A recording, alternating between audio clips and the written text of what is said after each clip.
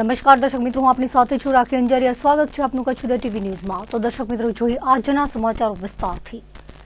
ભુજમાં એલસીબીની ટીમ પેટ્રોલિંગમાં હતી ત્યારે માહિતી મળી હતી કે શેખપીર તરફથી એક કાર આવે છે જેમાં ચોરખાનામાં દારૂ છુપાવેલો છે। બાતમીના આધારે માધાપર હાઈવે પર વોચ ગોઠવીને ગાડી ઊભી રખાવતા ચોરખાનામાંથી દારૂ મળી આવ્યો હતો। આ બાબતે પોલીસના જણાવ્યા પ્રમાણે ફોર વ્હીલરમાં ચોરખાનું બનાવી દારૂ ભરી શેખપીર તરફથી ભુજ તરફ આવતા હોવાની બાતમી મળી હતી, જેના આધારે ગાડી રોકાવી તપાસ કરતા તેમાંથી અલગ અલગ બ્રાન્ડની 125 બોટલો અને 37 ક્વાર્ટરિયા મળી આવ્યા હતા, જેની કિંમત 1,68,109 રૂપિયા આંકવામાં આવી છે।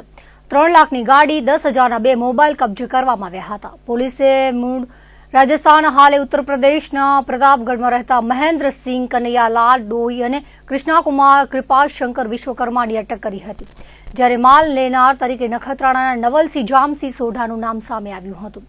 એલસીબીએ માધાપર પોલીસમાં ત્રણેય સામે પ્રોહિબિશનનો ગુનો દાખલ કરાવ્યો છે। ગુજરાત સરકાર દ્વારા એનાલોગ પનીર અને ભેળસેળ યુક્ત ખાદ્ય પદાર્થો સામે કડક ઝુંબેશ શરૂ કરવામાં આવી છે, જેના ભાગરૂપે કચ્છ જિલ્લા ખોરાક અને ઔષધ નિયમન તંત્ર દ્વારા તપાસ તેજ કરવામાં આવી છે। આજે મંગળવારે માંડવી અને ભુજ તાલુકામાં ફૂડ સેફ્ટી ઓફિસરની ટીમે વિવિધ હોટલો, ડેરી પ્રોડક્ટ્સના વિક્રેતાઓ તેમજ મોટા શોપિંગ મોલ્સ પર અચાનક દરોડા પાડી વ્યાપક તપાસ હાથ ધરી હતી। ફૂડ સેફ્ટી તંત્રની ટીમ દ્વારા માંડવી તાલુકાના કોડાય ગામ સહિત વિવિધ વિસ્તારો તેમજ ભુજ તાલુકામાં આવેલી હોટલો, પનીર અને દૂધની બનાવટોનું વેચાણ કરતી પેઢીઓ તેમજ મોટા સુપર સ્ટોર્સ અને મોલ્સમાં પણ ચેકિંગ હાથ ધરવામાં આવ્યું હતું। આ દરમિયાન ખાદ્ય પદાર્થોની ગુણવત્તા, સંગ્રહ અને નિયમોના પાલન અંગે વિગતવાર ચકાસણી કરવામાં આવી હતી। તપાસ કામગીરી દરમિયાન માંડવી તાલુકામાંથી આરોગ્ય અને અયોગ્ય અને શંકાસ્પદ જણાયેલા પનીરના 3 નમૂના વધુ પૃથ્થકરણ અર્થે લેબોરેટરીમાં મોકલવા માટે એકત્રિત કરવામાં આવ્યા હતા। આ સાથે જ સ્થળ પર મળી આવેલો અંદાજે 20 કિલો જેટલો શંકાસ્પદ પનીરનો જથ્થો તંત્ર દ્વારા તરત જ નાશ કરવામાં આવ્યો હતો। ફૂડ સેફ્ટી અધિકારીઓએ જણાવ્યું હતું કે પ્રજાના આરોગ્ય સાથે ચેડા કરતા વેપારીઓ કે ઉત્પાદકો સામે કડક વલણ અપનાવવામાં આવશે। સરકારી પ્રયોગશાળામાંથી લેબ રિપોર્ટ આવ્યા બાદ નિયમ ભંગ કરનારાઓ સામે કાયદેસરની કાર્યવાહી કરવામાં આવશે। વધુમાં આગામી દિવસોમાં કચ્છ જિલ્લાના અન્ય વિસ્તારોમાં પણ આ પ્રકારે દરોડા અને ચેકિંગની કામગીરી નિરંતર ઝુંબેશ રૂપે ચાલુ રાખવામાં આવશે। ગાંધીધામ અને આદિપુર વિસ્તારમાં પોલીસ દ્વારા વાહન ચેકિંગની સઘન કામગીરી હાથ ધરવામાં આવી હતી। ગાંધીધામ એ ડિવિઝન પોલીસ દ્વારા ઓમ સિનેપ્લેક્સ, બી ડિવિઝન પોલીસ દ્વારા કિડાણા 4 રસ્તા તેમજ આદિપુર પોલીસ દ્વારા મુન્દ્રા સર્કલ નજીક વાહનોનું ચેકિંગ કરવામાં આવ્યું હતું। ચેકિંગ દરમિયાન વાહનોના જરૂરી દસ્તાવેજો સહિત ટ્રાફિક નિયમોના પાલન અંગે તપાસ કરવામાં આવી હતી।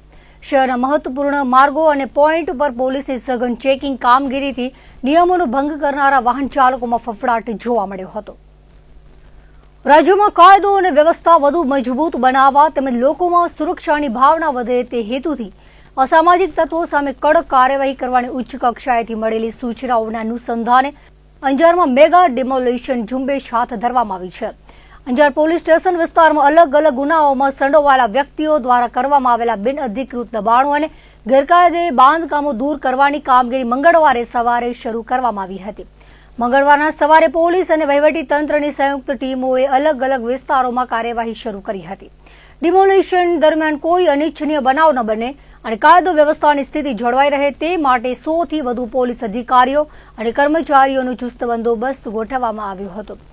કાર્યવાહી દરમિયાન અંજાર ડીવાયએસપી સહિતના પોલીસ અધિકારીઓ તેમજ મામલતદાર અને વહીવટી તંત્રના અધિકારીઓ સ્થળ પર હાજર રહ્યા હતા। મોટા પાયે દબાણો દૂર કરવા માટે આશરે 10 હિટાચી મશીનો કામે લગાડવામાં આવ્યા હતા। તંત્ર દ્વારા હાથ ધરાયેલી આ ઝુંબેશમાં એનડીપીએસ, જુગાર, ચીટિંગ અને પશુ અતિક્રમણ સહિતના અલગ અલગ ગુનાઓમાં આરોપી તરીકે નોંધાયેલા વ્યક્તિઓ સાથે સંકળાયેલા બિનઅધિકૃત બાંધકામો અને દબાણોને નિશાન બનાવવામાં આવ્યા હતા। તંત્ર દ્વારા બિનઅધિકૃત દબાણો દૂર કરવાની કામગીરી આગળ પણ ચાલુ રહે તેવી શક્યતા છે। નખત્રાણામાં બાયપાસની સંપાદન પ્રક્રિયા ખેડૂતોને વિશ્વાસમાં લીધા વિના કરવામાં આવી હોવાનો તેમજ સર્વે પણ ખેડૂતોને વિશ્વાસમાં લીધા વિના કરવામાં આવ્યો હોવાનો આક્ષેપ કરાયો છે, જેથી ખેડૂતોએ નાયબ કલેક્ટરને લેખિત આવેદનપત્ર પાઠવી રજૂઆતો કરી હતી। ખેડૂતોને વિશ્વાસમાં લઈ ફરીથી સર્વે કરવામાં આવે એવી માંગ સાથે નાયબ કલેક્ટરને નખત્રાણાના ખેડૂતો દ્વારા પત્ર પાઠવવામાં આવ્યું હતું। નખત્રાણા નાયબ કલેક્ટર કચેરીના શિરસ્તેદાર શિવજી પાયલને રજૂઆત કરતા જણાવ્યું હતું કે નખત્રાણા મોટા, વિરાણી નાની, વિરાણી નાગલપરના ખેડૂતોની નખત્રાણા બાયપાસ બાબતે મૂંઝવણો અંગે રજૂઆતમાં જણાવાયું હતું. ખેડૂતોએ જણાવ્યું હતું કે નખત્રાણા બાયપાસ રોડનું સર્વે ખેડૂતોને વિશ્વાસમાં રાખી કરવામાં આવેલ નથી. જે ધ્યાને લીધી સર્વે કરવામાં આવે તેમજ નખત્રાણા બાયપાસ રોડનું સર્વે કરવામાં આવેલ ત્યારે કોઈ ખેડૂતોને બોલાવવામાં પણ આવેલ નથી અને અમુક ખેડૂતોની જમીનમાં કુવા, બોર, ટાંકા કે વૃક્ષો આવેલ છે તેનો કોઈ ઉલ્લેખ એવોર્ડમાં કરવામાં આવેલ નથી કે જે મુજબ અમુક ખેડૂતોને યોગ્ય વળતર આપવામાં આવેલ નથી. નખત્રાણા બાયપાસ રોડ જે જમીનમાંથી પસાર કરવામાં આવેલ છે જેનાથી અમુક ખેડૂતોની કેટલીક જમીનમાંથી પસાર કરવામાં આવેલ છે અને હવે કેટલી જમીન બાકી રહે છે તેનો કોઈ જાણ ખેડૂતોને કરવામાં આવેલ નથી, જે સ્પષ્ટ થવો જોઈએ. સરકારની પ્રક્રિયા મુજબ એવોર્ડની નકલ મોકલાઈ નથી અને અમુક ખેડૂતોને નકલ જ આપવામાં આવી નથી, જેથી ખેડૂતોને વધારે ટાઈમ આપવામાં આવે. નખત્રાણા બાયપાસ રોડની જમીનની આકારણી યોગ્ય રીતે તથા કાયદાકીય રીતે થઈ નથી. રોડનો નકશો ખેડૂતોને આપવામાં આવ્યો નથી. સર્વે કરી જે જમીનમાંથી રોડ પસાર થાય છે, જે જમીનમાં તેના નિશાનવાળા પથ્થરો બધી જમીનમાં લગાવવામાં આવેલ નથી, જેના કારણે ખેડૂતો અવઢવમાં છે. બાયપાસ રોડનો વિરોધ નથી, પરંતુ જે પ્રક્રિયા થવી જોઈએ તે મુજબ થઈ નથી. જે બાબતે યોગ્ય કાર્યવાહી કરવા તેમજ યોગ્ય કાર્યવાહી કરી ખેડૂતોને ન્યાય આપવામાં આવે તેવી માંગ કરવામાં આવી હતી. જિલ્લા કોંગ્રેસ સમિતિ અને ભુજ શહેર કોંગ્રેસના સંયુક્ત ઉપક્રમે અમદાવાદના આનંદનગર પોલીસ સ્ટેશન વિસ્તારમાં કચ્છની યુવતી પર થયેલા દુષ્કર્મના બનાવ સામે વિરોધ પ્રદર્શન યોજવામાં આવ્યું હતું. આ શરમજનક ઘટનાને સખત શબ્દોમાં વખોડીને કોંગ્રેસ પક્ષ દ્વારા ન્યાયની માંગ સાથે રાજ્ય સરકાર સામે ભારે આક્રોશ વ્યક્ત કરવામાં આવ્યો છે. કોંગ્રેસ પક્ષ દ્વારા માંગ કરવામાં આવી છે કે આ કેસ ચલાવવા માટે ખાસ ફાસ્ટ ટ્રેક કોર્ટની રચના કરવામાં આવે અને પીડિત યુવતીને ઝડપી ન્યાય અપાવવામાં આવે. આ સાથે જ આ કૃત્ય આચરનારા નરાધમને ફાંસીની સજા આપવાની પણ માંગણી કરવામાં આવી છે. વિરોધ પ્રદર્શન દરમિયાન કાર્યકર્તાઓએ રાજ્યના ગૃહપ્રધાનનું તેલચિત્ર સળગાવીને કાયદો અને વ્યવસ્થાની કથળેલી સ્થિતિ સામે ભારે આક્રોશ વ્યક્ત કર્યો હતો. મહિલા સશક્તિકરણ અને જાગૃતિ માટે આયોજિત આ કાર્યક્રમમાં કોંગ્રેસના મહિલા આગેવાનોએ જણાવ્યું હતું કે રાજ્યમાં મહિલાઓ અને દીકરીઓ સુરક્ષિત નથી, ત્યારે સત્તાધારી પક્ષ માત્ર ત્રિરંગા યાત્રા ઉજવણીઓમાં વ્યસ્ત છે. સરકારે આ ઉજવણીઓ બાજુ પર મૂકીને મહિલાઓની સુરક્ષા માટે વિધાનસભામાં કડક કાયદો બનાવવો જોઈએ. જ્યાં સુધી રાજ્યની તમામ પીડિત મહિલાઓને ન્યાય નહીં મળે ત્યાં સુધી કોંગ્રેસ પક્ષ દ્વારા તાલુકા અને શહેર કક્ષાએ વિરોધ કાર્યક્રમો સતત ચાલુ રાખવામાં આવશે. આ વિરોધ પ્રદર્શનમાં કચ્છ જિલ્લા અને ભુજ શહેર કોંગ્રેસના હોદ્દેદારો અને મહિલા કોંગ્રેસના હોદ્દેદારો કાર્યકરો મોટી સંખ્યામાં જોડાયા હતા. જિલ્લા કોંગ્રેસ સમિતિ તથા ભુજ શહેર કોંગ્રેસના સંયુક્ત ઉપક્રમે 2 દિવસથી જે સોશિયલ મીડિયામાં આનંદનગર પોલીસ સ્ટેશન અમદાવાદ ખાતે કચ્છની એક યુવતી પર નરાધમે જે બળાત્કાર ગુજાર્યો છે તે શર્મસાર ઘટના છે. કોંગ્રેસ પક્ષ આનો સખ્ત શબ્દોમાં વિરોધ કરે છે. તમામ કેસો ફાસ્ટ ટ્રેક કોર્ટમાં ચાલે, સાથે જ દીકરી અને યુવતીઓ જેટલી પણ ભોગ બની છે તેમાં જે બળાત્કારીઓનું નામ છે તેને ફાંસી આપવામાં આવે છે. કોંગ્રેસ પક્ષ તેની માંગ કરે છે. આગામી સમયમાં કોંગ્રેસ પક્ષ તાલુકા અને શહેર મથકોએ પણ કાર્યક્રમ કરશે. આજે ગૃહપ્રધાનના તૈલીચિત્રને બાળી કોંગ્રેસ પક્ષે મહિલા સશક્તિકરણ, જાગૃતિકરણ, મહિલાઓને ન્યાય અપાવવા અને કાયદો વ્યવસ્થા જે કથળી છે તેને સુધારવા માટે રાજ્યના ગૃહપ્રધાનનું તૈલીચિત્ર બાળી અને તેનો વિરોધ કર્યો છે. રાજ્યના ગૃહપ્રધાન કાર્યક્રમોમાં વિદેશના લોકો સાથે તાળી વગાડી રહ્યા છે. રાજ્યના મુખ્યમંત્રીએ ખરેખર શર્મસાર થવું જોઈએ કે તે તિરંગા યાત્રા કાઢી રહ્યા છે. આ યાત્રાઓ મૂકી અને ખરેખર દીકરી અને મહિલાઓને ન્યાય મળે તે માટે એ કોઈ કાર્યક્રમ કે કોઈ કાયદો વિધાનસભામાં બનાવે તે જરૂરી છે. કોંગ્રેસ પક્ષ જ્યાં સુધી આ કોઈ પણ યુવતી જે ભોગો બનેલી છે રાજ્યમાં ત્યાં મળે તો કોંગ્રેસ પક્ષ સતત મહિલાઓ માટે કાર્યક્રમો કરશે. નખત્રાણા શહેરના દેવકીનગર રોડ પર છેલ્લા 8 દિવસથી ગટર લીકેજ થતા રહેવાસીઓ તેમજ વટેમાર્ગો ભારે હાલાકી ભોગવી રહ્યા છે. રહેવાસીઓને મચ્છર અને ગંધ તેમજ બીમારીનો ડર સતાવી રહ્યો છે. રોડ પર છેલ્લા 8 દિવસથી એક ખાનગી મિલકતમાંથી ગટરનું ગંદુ પાણી સતત રોડ પર વહી રહ્યું છે, જેના કારણે આખો રસ્તો કીચડવાળો બની ગયો છે અને આસપાસના રહીશોએ જવાબદારોનું ધ્યાન દોરવા છતાં હજુ સુધી કોઈ નિર્ણય આવ્યો નથી અને ભયંકર બદબૂથી લોકો પરેશાન છે. ગટરના પાણીના કારણે આ વિસ્તારમાં ભયંકર દુર્ગંધ ફેલાયેલી છે. સાથે મચ્છરોનો ઉપદ્રવ એટલો વધી ગયો છે કે ડેન્ગ્યુ, મેલેરિયા જેવા રોગો ફાટી નીકળવાનો ભય સેવાઈ રહ્યો છે. બાળકોને વડીલોને રસ્તા પરથી પસાર થવામાં પણ તકલીફ પડી રહી છે. સ્થાનિક રહીશોએ મિલકત માલિકને અનેક વખત મૌખિક રજૂઆત કરી છે, પરંતુ આજ દિન સુધી કોઈ નિરાકરણ આવ્યું નથી. નગરપાલિકા દ્વારા આવા બેદરકારો સામે દંડનીય કાર્યવાહી કરવી જોઈએ. જો આ ભયંકર બદબૂથી રોગચાળો ફેલાશે તો જવાબદાર કોણ તેવું પણ જાગૃત નાગરિકોએ જણાવ્યું હતું. આગામી સમયમાં 16મું નાણાં પંચ અમલમાં આવનાર છે, ત્યારે તેની ગ્રાન્ટનું યોગ્ય આયોજન, અમલીકરણ અને અસરકારક ઉપયોગ કેવી રીતે કરી શકાય તે અંગે કચ્છના પંચાયત પદાધિકારીઓ માટે ભુજમાં માર્ગદર્શન કાર્યક્રમ યોજાયો હતો. કચ્છ સુશાસન મંચ દ્વારા આરટીઓ સર્કલ નજીક વાગડ 24 ખાતે યોજાયેલા કાર્યક્રમમાં તાલુકા તથા જિલ્લા પંચાયતના વિવિધ પદાધિકારીઓનું સન્માન પણ કરવામાં આવ્યું હતું. કાર્યક્રમમાં પંચાયતોને સરકારની ગ્રાન્ટ પરની નિર્ભરતા ઘટાડીને પોતાની આવક વધારવા પર ખાસ ભાર મુકાયો હતો. માર્ગદર્શન દરમિયાન જણાવાયું હતું કે હાલમાં ગ્રામ પંચાયતોની આશરે 90% આવક સરકારી ગ્રાન્ટ પર નિર્ભર છે, જ્યારે પોતાની આવકનો હિસ્સો માત્ર 5 થી 7% જેટલો છે. આવી સ્થિતિમાં પંચાયતોને આર્થિક રીતે સક્ષમ અને આત્મનિર્ભર બનાવવા માટે સ્થાનિક સ્તરે પોતાની આવકના સ્ત્રોતો ઉભા કરવા જરૂરી છે. પંચાયતોને પોતાની આવકમાં દર વર્ષે 2.5% દરે વૃદ્ધિ હાંસલ કરવા ભાર મુકાયો હતો. પંચાયત પોતાની આવકમાં જરૂરી વૃદ્ધિ કરશે તો જ તેને પરફોર્મન્સ ગ્રાન્ટનો લાભ મળી શકશે, તે માર્ગદર્શન આપવામાં આવ્યું હતું. પંચાયતોની આર્થિક સ્થિતિ મજબૂત કરવા, ઘરદીઠ આવક ઊભી કરવા સહિતના વિકલ્પો અંગે પણ પદાધિકારીઓને સમજ આપવામાં આવી હતી. 16મા નાણાં પંચ અંતર્ગત કેન્દ્ર સરકાર તરફથી જૂન અને ઓક્ટોબર મહિનામાં ગ્રાન્ટ રિલીઝ કરવામાં આવશે તેમ કાર્યક્રમમાં જણાવાયું હતું. કેન્દ્ર તરફથી ગ્રાન્ટ મળ્યા બાદ રાજ્ય સરકારે પંચાયતોને 10 દિવસમાં ગ્રાન્ટની રકમ આપવાની રહેશે.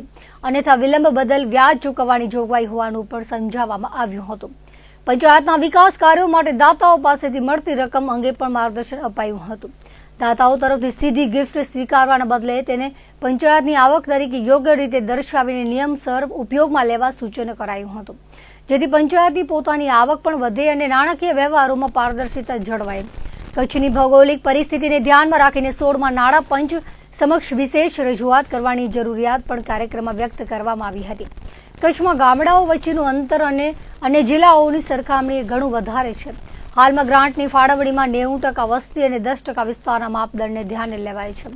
કચ્છનો વિશાળ વિસ્તાર અને ગામડાઓ વચ્ચેનું અંતર જોતા વિસ્તાર આધારિત હિસ્સામાં વધારો થાય તે માટે રજૂઆત કરવી જરૂરી હોવાનું જણાવાયું હતું. કચ્છ સુશાસન મંચ દ્વારા આયોજિત કાર્યક્રમનો મુખ્ય હેતુ ગ્રામ પંચાયત સ્તરે સુશાસનને વધુ મજબૂત બનાવવાની સાથે જ્ઞાનના આદાન પ્રદાન, સંવાદ અને ક્ષમતા વિકાસ દ્વારા પંચાયત પદાધિકારીઓની કાર્યક્ષમતા વધારવાનો હતો. કાર્યક્રમમાં ભારતના 16મા કેન્દ્રીય નાણાં પંચ માટે કન્સલ્ટન્ટ અને જાહેર નાણાં વિષયના નિષ્ણાત ડોક્ટર હિમાની જોશી દ્વારા પંચાયત પ્રતિનિધિઓને નાણાકીય આયોજન અને ગ્રાન્ટના અસરકારક ઉપયોગ અંગે માર્ગદર્શન આપવામાં આવ્યું હતું. આ ઉપરાંત વિકાસલક્ષી કામોની પ્રાથમિકતા નક્કી કરવા, ઉપલબ્ધ ગ્રાન્ટનો યોગ્ય ઉપયોગ કરવા તેમજ ગ્રામ્ય સ્તરે પારદર્શક અને જવાબદાર વહીવટ સુનિશ્ચિત કરવા અંગે પણ ચર્ચા કરાઈ હતી. નવા ચૂંટાયેલા પંચાયત પ્રતિનિધિઓ માટે કાર્યક્રમ માર્ગદર્શક બની રહ્યો હતો. કચ્છ આયોજન મંચ દ્વારા ખાસ કરીને 16મા નાણાં પંચની માહિતી માટે ડોક્ટર હેમાલીબેન જોશીએ ખૂબ સરસ માહિતી આપી. ખાસ કરીને નવા સરપંચો તેમજ મહિલા સરપંચોને 16મા નાણાં પંચની ટાઈટ અને અનટાઈટ કઈ રીતે વાપરવી એના વિશે સ્પષ્ટતા કરી અને આ માર્ગદર્શન અમને પણ મળ્યું તેમજ સર્વેને મળ્યું અને ખૂબ સરસ આયોજકો અમારું સન્માન કર્યું. ખૂબ ખૂબ આભાર. આજે જે ગયા વર્ષે નવા સરપંચો ચૂંટાઈને આવ્યા છે એમના માટે 16મું નાણાં પંચ જે અત્યારે લાગુ કરવામાં આવ્યું છે કેન્દ્ર સરકાર દ્વારા, તો એની માહિતી સચોટ રીતે, સારી રીતે દરેક સરપંચો પંચાયતો સુધી પહોંચે એના માટેનું એક માહિતીનું આદાન પ્રદાનનો એક કાર્યક્રમ જે છે એ રાખવામાં આવેલો હતો. આ કાર્યક્રમમાં લગભગ 150 જેટલા સરપંચો, અમુક જે 4 વર્ષથી સરપંચ છે એ સરપંચ લોકો પણ અહીંયા આગળ જોડાયા હતા. સાથે સાથે આના અંદર તાલુકા પંચાયત અને જિલ્લા પંચાયતનો પણ બહુ મોટો રોલ હોય છે. તો દરેક તાલુકામાંથી તાલુકા પંચાયતના પ્રમુખો અને જિલ્લા પંચાયત હેઠળ જેટલી પણ સમિતિઓ છે એમના જે ચેરમેન છે એ પણ અહીંયા આગળ જોડાયા હતા. તો 3 ટાયર પંચાયતી રાજ સિસ્ટમ જે છે એ આજે અહીંયા આગળ ઉપલબ્ધ હતી.